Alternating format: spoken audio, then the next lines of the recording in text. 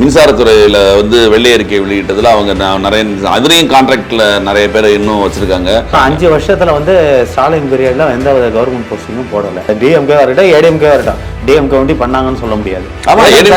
ஏடிஎம்கேலையும் அதை தான் கான்செப்டாக இது பண்ணுறாங்க. இப்போ தனியார் பள்ளிகளை பற்றி பிரச்சனை எல்லாமே அந்த கவர்மெண்ட் நடந்தது தான். இங்கே அதிகமாக கும்பகோணத்தில் நடந்ததுல பள்ளி தீ விபத்து, அது வந்து இவ்வளோ இடத்துல இருக்கிற இடம் சுற்றி வீடு தான். அந்த இடத்துல நடந்து வரது கூட இறங்குற ஒரு ஸ்பேஸ் கிரவுண்டு கூட கிடையாது. மூர்த்தி மதுரை மூர்த்தியை தான் முதல்ல பிடிக்கும். ஏன்னு கேட்டிங்கன்னா பயங்கரமான பேர் பயங்கரமான கொள்ளை பத்திரப்பதிவு துறைகள். இப்போ இந்த லேண்டு ஜி ஸ்கொயர் இருக்கு பாருங்க, அவங்க பண்ண அட்டகாசம் கொஞ்சம் நெஞ்சம் கிடையாது. அதாவது அவங்க குடும்பம், நான் அதை தான் சொல்லுவேன், கார்பரேட்ன்றது அந்தானி அபானி கிடையாது. உண்மையிலே அம்பானி அதானி தான் கிடையாது. உண்மையான தமிழ்நாட்டு கார்பரேட்ஸே இந்த திராவிட மாடல் குடும்பம் தான். ஏன்னா எல்லா வித தொழிலும் தமிழ்நாட்டில் அவங்க இருக்கிறாங்க. அது உங்களுக்கு தெரியாத ஒன்றும் கிடையாது. 100% தொழில், ஸ்கூல்லேருந்து இண்டஸ்ட்ரியிலேருந்து எல்லாமே எடுத்துக்கணும். பத்திரிகை இல்லை தப்பு தப்பாக அவங்க பேசுகிறாங்க, அதுக்கு நாங்கள் என்ன பதில் சொல்கிறதுன்னு கேட்குறாங்க. தப்பானா அவங்க தப்பாக பேசுகிறாங்கன்னா அதை நீ ரைட்டாக பேசு. இத்தனை வருஷமா ஆட்சி செஞ்சுருக்கீங்கல்ல, இத்தனை வருஷமா அரசியல் உங்கள் தாத்தா காலத்துலேருந்து இருக்காங்கல்ல. நீ போன 5 வருஷம் விளையாட்டுத்துறை அமைச்சராக இருந்தால, இந்த 5 வருஷத்துல நீ கற்றுக்கிட்டு இருப்பல. அப்போ அவங்க தப்பாக பேசா இது தப்பு, இதுதான் சரின்னு சொல்லி அங்கே நின்று நீ பேசணும். You want to face that. அதை விட்டுட்டு நான் வெளிநடப்பு செய்கிறேன்ட்டு நீ ஓடினா, திருவண்ணாமலையில முக்கால்வாசி அவர் கையில தான் இருக்கு. புரியுதுங்களா? திருவண்ணாமலையில இன்னைக்கும் சரி, அந்த பஸ் ஸ்டாண்டு வாசல்ல இருக்கிற ஆட்டோ ஸ்டாண்டுக்காரங்களை கேளுங்களேன், இப்படியே சொல்றாங்க என்கிட்ட ஒருத்தன். அவனுக்கு ஒண்டி சாக வர மாட்டேங்குது. பணத்தை கொடுத்து ஒவ்வொரு ஏரியாவில என்ன பண்ணுவாருன்னா, யார் முக்கியமான புள்ளின்னு கொடுத்து அவனுக்கு தேர்தலுக்கு முன்னாடியே தேர்தல் வரும்போதே அவனுக்கு 5 லட்சம் 10 லட்சம் அப்படின்ட்டு பணத்தாலே அடிச்சுதான் திருவண்ணாமலை தொகுதியில ஏவாவோட ஜெயிக்கிறான். அதுல இன்னொன்று கான்செப்ட் என்னன்னு பாத்தீங்கன்னா,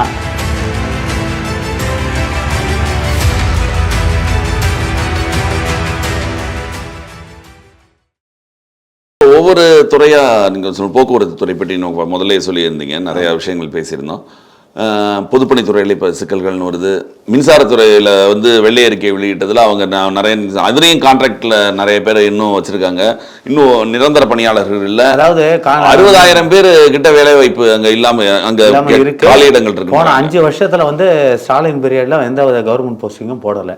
ஆனால் எடப்பாடி பீரியடில் பார்த்தீங்கன்னா, இந்த கஜா புயல்னு நாகப்பட்டினம் டிஸ்ட்ரிக்டில் வந்து தெரியுமா, அப்போ வந்து மின்சார ஊழியர்கள் 15,000 பேரை ஒரே நாளில் அவர் வந்து இலவசமாக ஒரு எக்ஸாம் வந்து பேருக்கு எழுதிருங்க, அது ஒரு ஃபார்மாலிட்டின்னு சொல்லி எக்ஸாம் எழுத வச்சு அடுத்த நாளே அவர் போஸ்டிங் போட்டு போனார். அதை நம்ம இல்லைன்னு சொல்ல முடியாது. அதே மாதிரி கொரோனா காலத்தில் எடப்பாடி செஞ்ச மாதிரி யாருமே செஞ்சுருக்க முடியாது. நீங்களே பார்த்துருப்பீங்க, எல்லாருக்கும் ஏழை மக்கள் அம்மா உலகம் பூரா ஃப்ரீயான்னு தான் போட்டாங்க. எல்லா டிபார்ட்மெண்ட்டுக்கும் அவர் சம்பளம் கொடுத்தாரு. கொரோனாவா அவ்வளோ நல்லா சமாளித்தார். ஆனால் அவர் அவ்வளோ சமாளிச்சும் 4.5 லட்சம் கோடி தான் அவர் இருக்கும்போது கடன் இருந்தது. ஆனால் ஒன்றுமே செய்யாமல் நான் இதை கொடுத்தேன், இலவச விடுகிறத கொடுத்தேன், இதை கொடுத்தேன், புடுங்கிறத கொடுத்தேன்னு சொல்லியே 13.5 லட்சம் கோடி கடனை. எல்லாரும் 10 லட்சம் சொன்னாங்க. அது வந்ததுக்கு அப்புறம் தான் தெரிஞ்சு 13.5 லட்சம் கோடி. அதை வந்து நான் சொன்னது வந்து இவங்க ஆட்சி முடியறதுக்கு 1 வருஷத்துக்கு முன்னாடியே அந்த ரேட்ல தான் இருந்தது. ஆனால் அந்த கடைசி 1 வருஷத்துல இந்த 3 லட்சம் கோடி வாங்கியிருக்கு. அந்த அதில் முக்கியமான விஷயமா ஒரு சட்டமன்றத்தில் பேசினது, இவங்களுக்கு கோவம் வந்தது வந்து இந்த பார்ட்டி ஃபண்ட்ன்ற ஒரு வார்த்தை வாங்குறது. நமக்கு எல்லாருக்குமே தெரியும், காலங்காலமாக இவங்க வாங்குறாங்க. அது வந்து எல்லா இதுலையும் இப்போ ஒரு கான்ட்ராக்டர் போனோன்னா, ஒரு கான்ட்ராக்டருக்கு இவங்க வந்து கையெழுத்து போடணும்னா, அவங்களுக்கு ஒரு ஸ்கூல் கட்டுறதுக்கு எதுக்காக ஒரு ஃபேக்ட்ரி ஆரம்பிக்க கான்ட்ராக்ட் போடணும்னா, ஒரு கட்சி நிதியை ஒரு 25% கொடுத்துருங்க. இது சினிமாவில் கூட கட்டலையா? இது வந்து நடக்கிறது தான். அது எந்த கட்சி வந்தாலும் சரி, இவங்க டிஎம்கே வரட்டும் ஏடிஎம்கே வரட்டும், டிஎம்கே வந்து பண்ணாங்கன்னு சொல்ல முடியாது. ஏடிஎம்கேலையும் அதை தான் கான்செப்டா இது பண்றாங்க. இப்போ தனியார் பள்ளிகளை பத்தி பிரச்சனை எல்லாமே அந்த கவர்மெண்ட் நடந்தது தான். இங்க அதிகமாக கும்பகோணத்தில் நடந்ததுல பள்ளி தீ விபத்து, அது வந்து இவ்வளோ இடத்துல இருக்கிற இடம் சுற்றி வீடு தான். அந்த இடத்துல நடந்து வரது கூட இறங்குற ஒரு ஸ்பேஸ் கிரவுண்டு கூட கிடையாது. ஆனால் அந்த இடத்துல எப்படி பர்மிஷன் கொடுத்தாங்க? அந்த பர்மிஷன் கொடுக்கப்பட்டதே கோசிமணி அமைச்சராக இருக்கும் போது தான் தெல்ல தெளிவாக ரிப்போர்ட்டே கொடுத்தாங்க. அப்படி இருக்கும்போது அதுக்கு கமிஷன் வாங்காம இவங்க கொடுத்துருப்பாங்க. பர்மனன்ட் இது வேற கொடுத்துருக்காங்க, அங்கீகாரம் வேற. அங்கீகாரம் இப்போ 3 வருஷத்துக்கு ஒரு தடவை மாத்தணும். கோசிமணி பீரியட்ல தான் அது கொடுத்தது. அதனால தான் அந்த இடத்துல அந்த தப்பிக்க முடியாம குழந்தைங்க மாட்டிட்டு செத்தது. அதனால தான். இல்லைன்னா தப்பிச்சு வெளியில வந்து கிரவுண்ட் பிளேஸ் இருந்ததுன்னா அவங்க ஈஸியா வந்திருக்கலாம். ஸோ இந்த மாதிரி வந்து பார்ட்டி ஃபண்டுன்றது 2 கட்சியிலையும் வாங்குறது தான். டிஎம்கே வரட்டும் ஏடிஎம்கே வரட்டும்.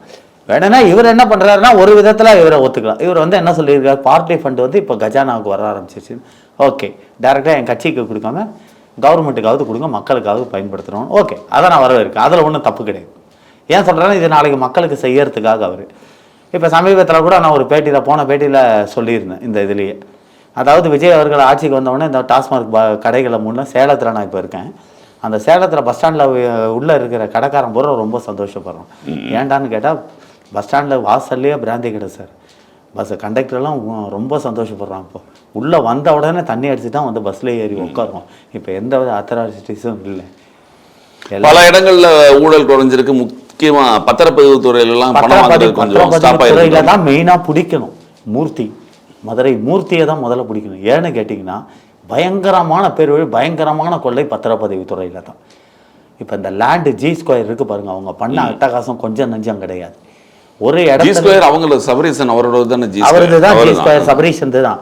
இங்கே லேண்ட் புரோக்கர்ஸ் எல்லாருமே புலம்பினாங்க. ஒரு இடத்துல ஒரு லேண்டு வாங்கி போட்டால் வீடு கட்டுறதுக்கு அவங்களுக்கு வந்து பெர்மிஷன் கிடைக்கிறது இல்லை. 2 வருஷம் ஆகுதான். ஏன்னு கேட்டால் அந்த சுற்று வட்டாரத்தில் இருக்கிற லேண்டெல்லாம் அவங்க வளைச்சி போட்டு இந்த இடத்தையும் கேட்டு விலைக்கு வாங்கிடுறாங்க. அப்பார்ட்மெண்ட் கட்டு அப்படி தானே இதை கட்டினாங்க. நம்ம கேகே நகர் அசோக் பில்லரில் உதயம் தேட்டர் காம்ப்ளெக்ஸ், அதில் தான் சவுக்கு சங்கர் மாட்டிது. சவுக்கு சங்கர் கிட்ட அந்த ரெக்கார்டு மாட்டி போச்சு. 550 கோடி ரூபாய் ப்ராப்பர்ட்டி. ஆனால் ஜி ஸ்கொயர் தான் அதை மிரட்டி 250 கோடிக்கு வாங்கி இப்போ வேற ஒரு இதுக்கு கன்ஸ்ட்ரக்ஷன் கொடுத்துட்டாங்க. பேர் அடிபட்டு போச்சுன்ன உடனே அங்கே கொடுத்துட்டாங்க. அதை ஒரு சின்ன கூட கேட்டிருந்தாருல, ரெட் ஜெயண்ட் இப்போ படம் எடுத்து ரிலீஸ் பண்ணல அப்படின்னு கேட்குறாருல. ரெட் ஜெயண்ட் இப்போ மாசம் படம் ரிலீஸ் பண்ணீங்க, அவங்க மட்டும் தான் படம் வரும். இப்போ பண்ண 1.5 மாசம் படம் வரல. அது வந்து திமுக பீரியட்ல வந்து நீங்களே பார்த்துருப்பீங்க. எந்த கம்பெனி கொடுக்க முடியாதுன்னு சொன்னாலும் ரெட் ஜெயண்ட்டுக்கு தான் கொடுக்கணும். வேற எதுவும் மீறி பல தயாரிப்பாளர் தேட்டர் கிடைக்கல சொன்னாங்க. அந்த மாதிரி மிரட்டுறது அவங்கள. உடனே எங்களுக்கு தான் இந்த பிலிமை கொடுக்கணும், இல்லைன்னா நீ படமே ஓடாது, படம் ஓட விடாம பண்ண பர்மிஷன், இந்த மாதிரி நிறைய மிரட்டல்கள். அதாவது அவங்க குடும்பம், நான் அதை தான் சொல்லுவேன், கார்பரேட்ன்றது அந்தானி அபானி கிடையாது. உண்மையிலே அம்பானி அதானிலாம் கிடையாது. உண்மையான தமிழ்நாட்டு கார்பரேட்ஸே இந்த திராவிட மாடல் குடும்பம் தான். ஏன்னா எல்லா வித தொழிலும் தமிழ்நாட்டில் அவங்கக்கிட்ட தான் இருக்குது. அது உங்களுக்கு தெரியாதது ஒன்றும் கிடையாது. 100% தொழில், ஸ்கூல்லேருந்து இண்டஸ்ட்ரியிலேருந்து எல்லாமே எடுத்துக்கிட்டோம், பத்திரிகை மீடியாலேருந்து. மும்மொழி கொள்கை எதிர்ப்பாங்க அவங்க ஃபுல்லாக மெட்ரிகுலேஷன் ஸ்கூல் தான் நடத்துகிறாங்க. இப்போ இவர் கூட இப்போ அவங்க தாவைக்கு அமைச்சர் சொன்னது கூட எனக்கு வந்து ஒப்பீனியன் கிடையாது. இப்போ நிர்மல்குமார் அவர் சொன்னார், முன்மொழி கொள்கை எங்களுக்கு தேவையில்லை, நாங்கள் நிச்சயமாக அதை ஆதரிக்க மாட்டோம். அது என்னை பொறுத்த வரைக்கும் தவறு. அது ஆமாம், அது நீங்கள் உங்களுடைய இது. ஆமாம், என்ன அதனால் மும்மொழி கொள்கை அவங்க, நான் கூட தான் அதிலேயே உங்கள் இதுலேயே தான் நான் கேட்டிருந்தேன். உங்கள் சபரீஷன் நடத்துகிற ஸ்கூலில் வந்து you want to speak only in English not in Tamil. உள்ளே போனால் தமிழில் எதாவது பேசக்கூடாது, இங்கிலீஷில் பேசுகிறேன். தமிழில் பேசினா 500 ரூபா அபராதம். உங்கள் தமிழை கொண்டு போய் அவங்க வைக்க முடியுமா முதல்வரேன்னு கேட்டேன். சன்ஷைன் அவங்களது தான், சான் அகாடமி அவங்களது தான், சாய்டானியா அவங்களது தான். சாய்டானியா பினாமி பேரில் நடந்துக்கிட்டு இருக்கு. இது எல்லாமே சுந்தரவள்ளி அவங்களது தான். இப்படி இத்தனை ஸ்கூலை தமிழ்நாடு பூரா வச்சுக்கிட்டு இப்போ வேலைமால் இன்ஸ்டிடியூஷன்ஸ் எவ்வளோ இதில் வளர்ந்துருக்கு இன்னைக்கு. அதில் ஒண்டி இவங்க ஃபண்டு, பார்ட்டி ஃபண்டுன்னு எவ்வளோ வாங்கியிருப்பான்றது அதை நோண்டினா தான் தெரியும். ஏன்னா எங்கே பார்த்தாலும் வேலைமால் தான். டிஸ்ட்ரிக்ட் இல்லாத டிஸ்ட்ரிக்டே கிடையாது இன்னைக்கு.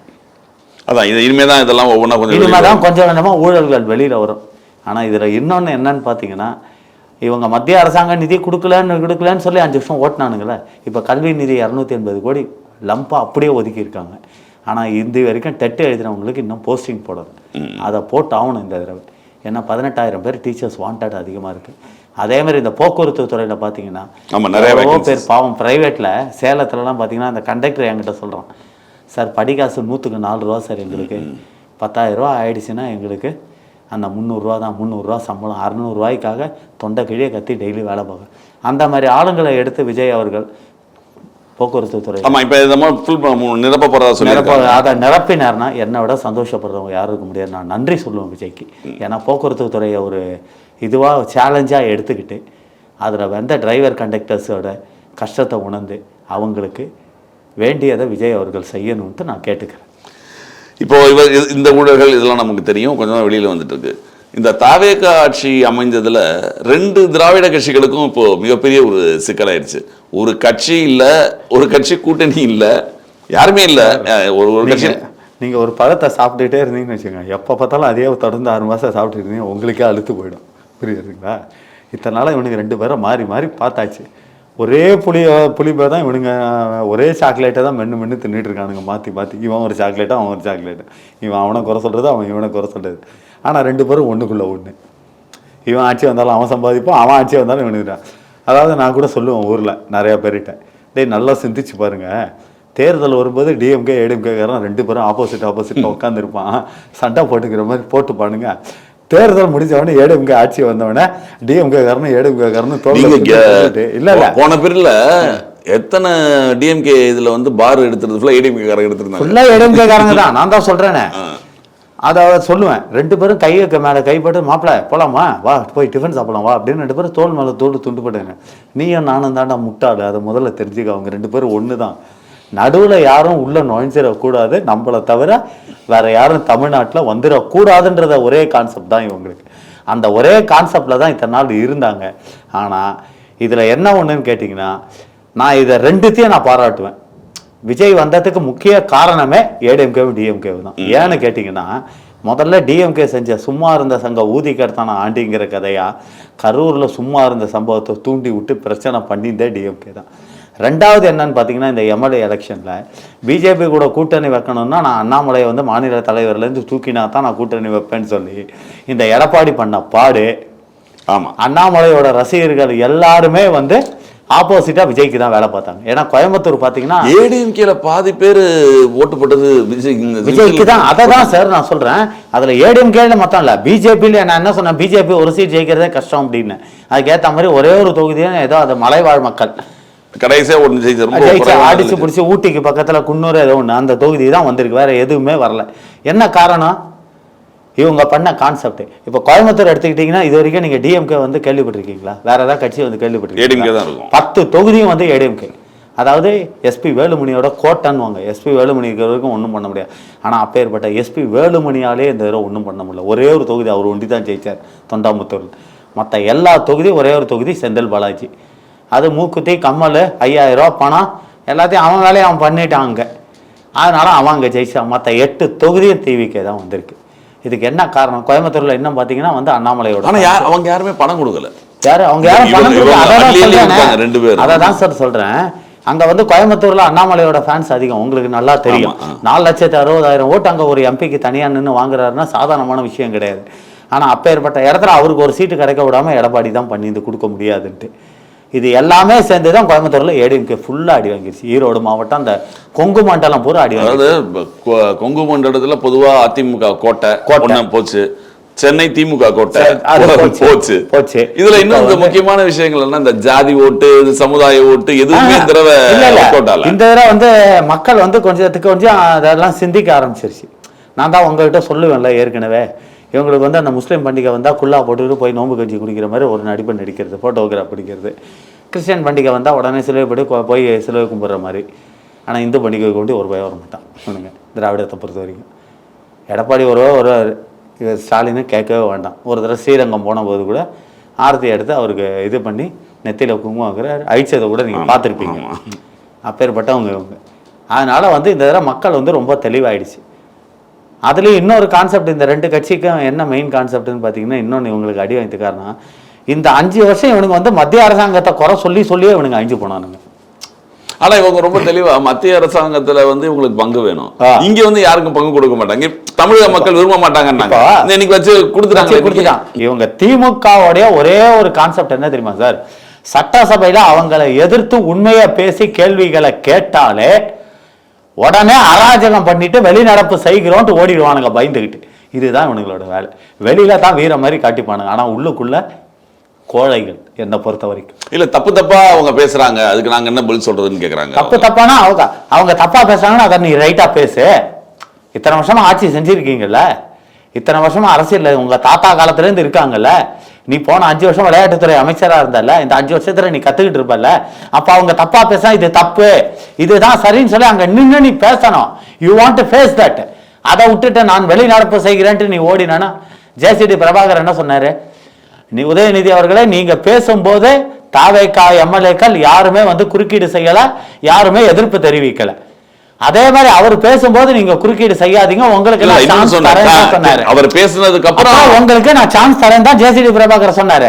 ஆனா நீ அதையும் கேட்காம கலாட்டா பண்ணிட்டு எம்எல்ஏ கூட்டிட்டு வெளியில ஓடுறேன்னா என்ன பண்றேன்? குத்தமுள்ள நெஞ்சு குறுக்கு இருக்குது.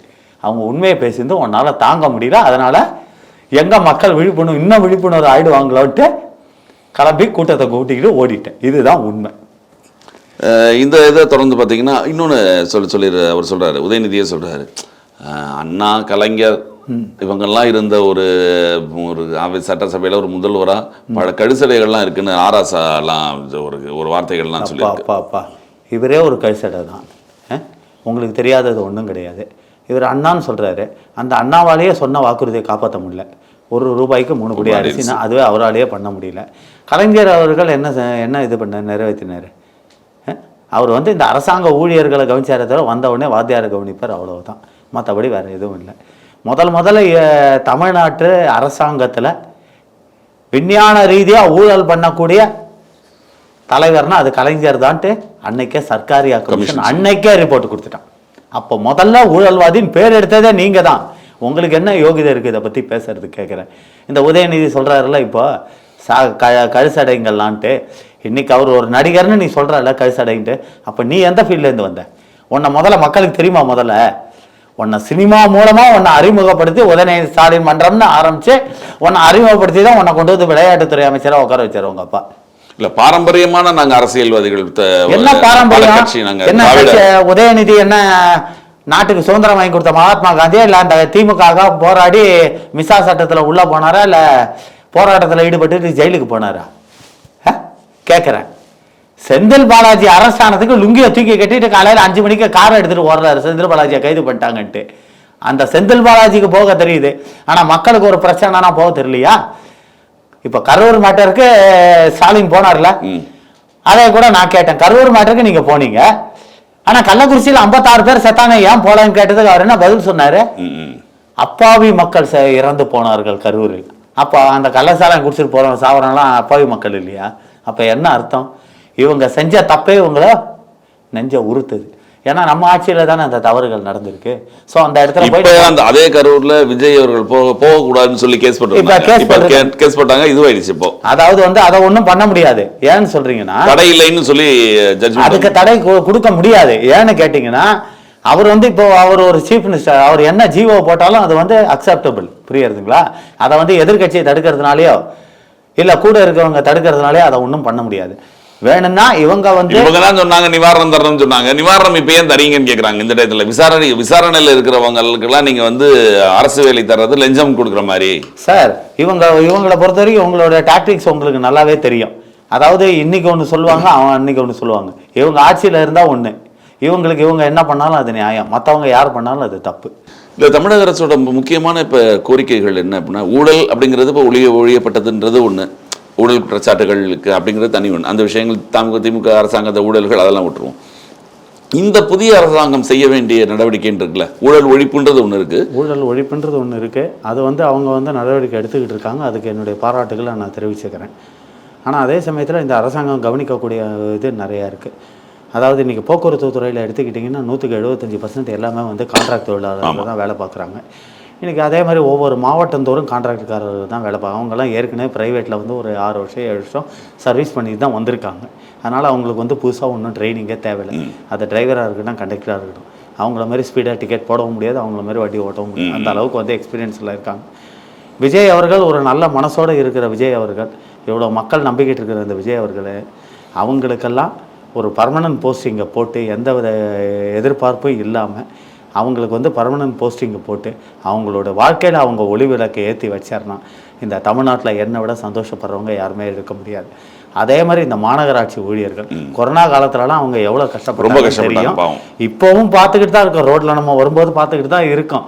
நம்ம அந்த பக்கத்துல கோடியா விஷயங்கள் பேசுறாங்க. இவங்களுக்கு அந்த நிரந்தர பணியில கொடுத்தாங்க, அந்த சம்பளம் என்ன ஆக போகுது? அது கொடுத்தாங்க, ஆனாலுமே ஆகட்டுமே. இது என்ன சார், நான் தான் சொல்றேனே சார், இவங்களுடைய பொறுத்த வரைக்கும் கான்செப்ட் என்னன்னு கேட்டீங்கன்னா, அந்த மாநகராட்சியோட இந்த மாதிரி ஏழைப்பட்ட மக்கள் வந்து வாழ்க்கையில் அவங்கள முன்னேற்றி விட்டுட்டா நாளைக்கு இவங்களுக்கு கொடி பிடிக்கிறதுக்கும் கோஷம் போடுறதுக்கும் இவங்க கொடுக்குற 2000 ரூபாய்க்கும் கோட்டருக்கும் பிரியாணிக்கும் ஆள் இல்லாமல் போயிடுமே. புரியுதுங்களா உங்களுக்கு?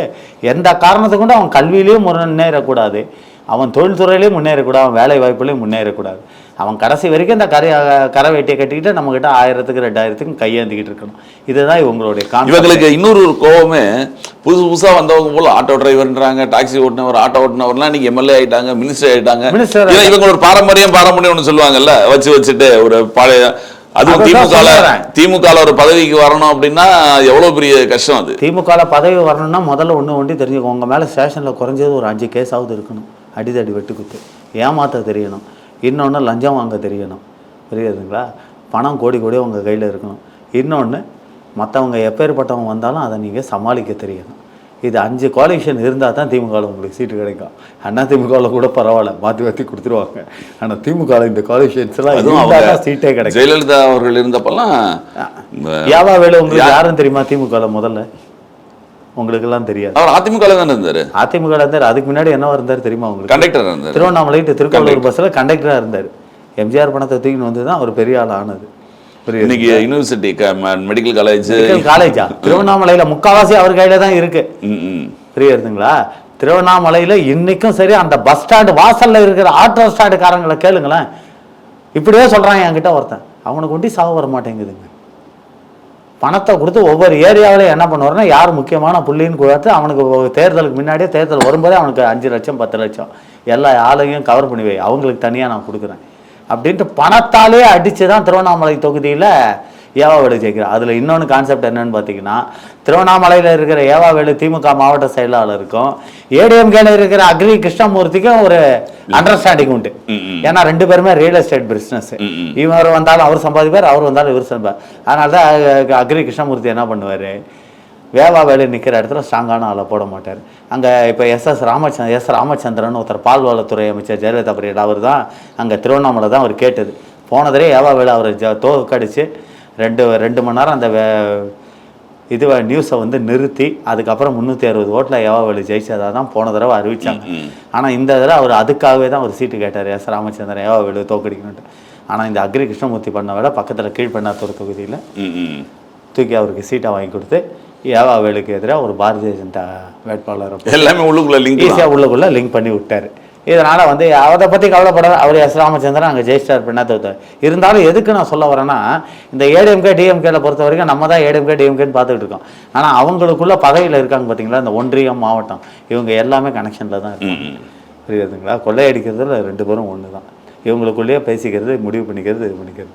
இவனுக்கு ப்ராப்ளம்னாலும் அவங்ககிட்டேருந்து ஃபோன் வரும், அவனுக்கு ப்ராப்ளம்னாலும் இவங்ககிட்டேருந்து ஃபோன் வரும். ஏன் ஆளுங்கட்சியில் இருக்கானோ அவன் கருத்தை அவன் சாதிச்சான். ஆக மொத்தத்தில் டோட்டலாக மக்கள் தான் முட்டாளு. அதனால தான் மக்கள் இதை இந்த தடவை தான் உணர்ந்திருக்கு. இவனுக்கு 2 பேருமே நம்மளை முட்டாளாக்குறானுங்க. எந்த ஒரு இதுவும் கிடையாது, எந்த ஒரு நடவடிக்கையும் கிடையாது. அதனால் இந்த தடவை மாற்றணும் அப்படிங்கிறத தான். பணத்துக்கு அங்கே வேலை இருக்கக்கூடாது. நான் முதல்ல கூட நான் சொல்லியிருக்கேன், பணம் கொடுத்தானா எவ்வளோ வேணால் வாங்கிக்க, 5000 ரூபா கூட வாங்கிக்க கொடுத்தான்னா, ஆனால் மாற்றி போட்டுரு, எவனுக்கு வேணாலும் போடு, ஆனால் இவனுக்கு 2 பேர் இவங்க வரவே கூடாதுன்னு. அதுக்கேற்ற மாதிரி மக்கள் இந்த தடவை அது முடிவும் பண்ணியிருக்கேன். ஒரு முக்கியமான ஒரு கோரிக்கையை இந்த விஜய்க்கு வைக்கணுன்னு இருக்கேன். அதாவது இந்த மாநகராட்சி ஊழியர்களை பற்றி பேசுனேன். அது வந்து நீங்களே பார்த்துக்கிங்க, நம்ம எவ்வளோ கஷ்டப்படுறாங்க, நம்ம கண் கூட டெய்லி நம்ம பார்த்துக்கிட்டு இருக்கோம். அவங்களுக்கெல்லாம் பர்மனன்ட் போஸ்டிங் போட்டால் ரொம்பவும் புண்ணியமாக இருக்கும். அதே மாதிரி வந்து இந்த என்எம்எஸ் தொழிலாளர்கள்னு இந்த ஆஸ்பத்திரியிலலாம் இருக்காங்க நிறையா பேர், வேன் டிரைவர்ஸ், கூட்டுற தொழிலாளர்கள், அது மாதிரி அவங்களுக்கெல்லாம் வந்து மத்திய அரசாங்கம் வந்து பர்மனன்ட் போஸ்டிங் போட சொல்லி தான் நிதி அனுப்புது. 22,000 ரூபா சம்பளம் கொடுக்க சொல்லி. 10 வருஷம் ஆயிடுச்சுனாலே அவங்களுக்கு பர்மனன்ட் போஸ்டிங் போடணும் தான் சென்ட்ரல் கவர்மெண்ட் ஆர்டர். ஆனால் இவங்க இந்த போன 5 வருஷத்தில் என்ன பண்ணியிருக்காங்கன்னா, 10 வருஷம் ஆயிடுச்சா உடனே 1 வாரம் கேப் கொடுத்து அவங்கள வேலையை விட்டு தூக்கிட்டு மறுபடியும் அவங்கள வந்து ரீஜாயினிங் புதுசாக வந்து கான்ட்ராக்டில் சேர்த்து மறுபடியும் 10 வருஷம் அவங்கள இதே மாதிரி தான் போன 5 வருஷம் ஓட்டியிருக்காங்க. இதையெல்லாம் விஜய் அவர்கள் சீர் செய்யணும்னு நான் கேட்டுக்கிறேன். அதே மாதிரி இந்த போதைப்பொருள் விஷயத்தில் அவர் எடுத்திருக்கிற நடவடிக்கை ரொம்ப ஸ்ட்ரிக்டான நடவடிக்கை எடுத்திருக்கார். இதை நான் வரவேற்கிறேன். ஆனால் இன்னமும் இந்த ஆன்ஸு பான்பரா குட்கா நிறைய இடத்துல நடமாடிக்கிட்டு தான் இருக்குது. இதுக்கு அவர் சிவியராக ஆக்ஷன் எடுக்கணும். அதே மாதிரி இந்த டாஸ்மார்க் விஷயத்தில் இந்த ரீக்ரியேஷன் கிளப்ஸ்ன்ட்டு தனியாருக்கு இது மணமகிழ் மன்றம்னு அதை வந்து மெயினான ரோட்ஸில் மெயினான இடத்துலலாம் நிறையா இருக்குது. அதோட கான்ட்ராக்ட்ஸை சுத்தமாக க்ளோஸ் பண்ணணும்னு தான் நான் கேட்டுக்கிறேன். ஏன்னா கடைக்கு பக்கத்தில் இருக்கிறது கூட பிரச்சனை கிடையாது. இந்த மாதிரி காலேஜ் பசங்க எல்லாமே போகிறது அந்த ரீக்ரியேஷன் கிளப்புன்னு தான் போகிறாங்க. அதனால் தயவுசெய்து விஜய் அவர்கள் இதில் கான்சென்ட்ரேட் பண்ணி இந்த ரீக்ரியேஷன் கிளப்புன்னு வச்சுருக்கிற அனைத்தையும் க்ளோஸ் பண்ணணும்ட்டு நான் வேண்டி விரும்பி கேட்டுக்கொள்கிறேன். நன்றி, வணக்கம்.